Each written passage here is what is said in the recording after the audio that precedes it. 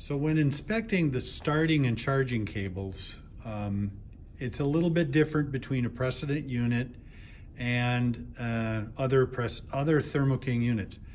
And what I've done in this case is I've taken the battery out of the battery box so that you can see that there's a plastic liner in there with a drain in it.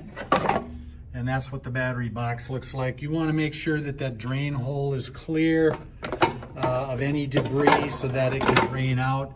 And while you're in there, you want to look at the battery cables. So you've got your positive battery cable, your negative battery cable comes around from the back, and then they come around, go in front of the engine and to the starter solenoid and to the ground connection next to the engine, which is usually right under the starter. So you want to make sure those are clean and secure. One of the things that we see often on Thermo King units, if someone replaces the starter, they cut the zip ties and they don't put them back. And then these cables can move around enough so that they rub through and short out, and then you have a problem, probably leading to a no start. So always check to see that the cables are secure, as well as the ends are clean and not corroded. Also at the battery and at where the battery molding goes to the cable cover.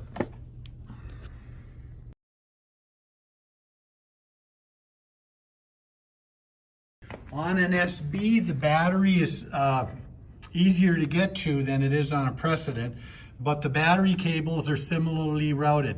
You're going to see the battery cables go around to the front, in front of the starter. Some of the engine harness also goes in front of the starter on an SB.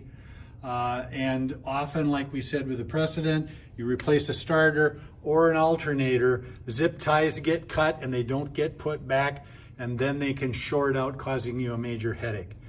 So always inspect starting and charging cables.